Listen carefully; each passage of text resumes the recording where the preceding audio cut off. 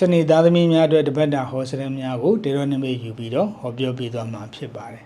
အဲ့တော့စနေသားသမီးများအနေနဲ့ဆိုစနေသားသမီးများဒီတပတ်တာကာလအတွင်းမှာမိမိရဲ့ဖုံးကန်ဒီအမြင့်ဆုံးကာလလိုအနေထားမျိုးရောက်ရှိလာတတ်တယ်အမျိုးသမီး၃ယောက်နဲ့ပတ်သက်လို့အကူအညီကောင်းတွေအဆက်အသွယ်ကောင်းတွေလည်းရရှိလာတတ်တာမျိုးလည်းဖြစ်ပါတယ်နောက်စနေသားသမီးများဒီတပတ်တာကာလအတွင်းမှာဆိုလို့ရှိရင်စနေသားသမီးများဒီတပတ်တာကာလအတွင်းမှာဆိုရင်ငွေကန်ကြီးကန်နဲ့ပတ်သက်လို့ရှိရင်လည်းအဆင်ပြေမှုတွေအောင်မြင်မှုတွေရရှိတတ်တယ်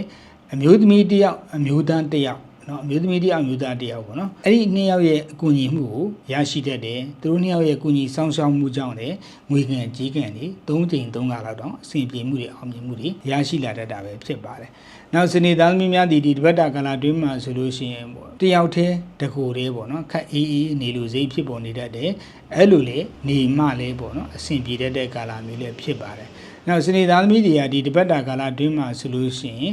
မိ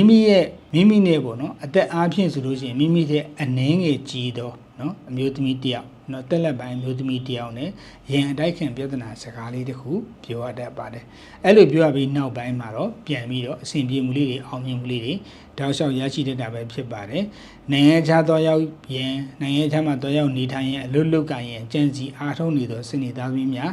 သွားရဖို့လမ်းစာလေးတွေဒီတပတ်တာကာလအတွင်းမှာပေါ်ပေါက်တတ်တာပဲဖြစ်ပါတယ်အဲ့တော့ဒီတပတ်တာကာလအတွင်းမှာအထူးပြုလုပ်တဲ့ရည်ရကတော့စနေသားသမီးများသည်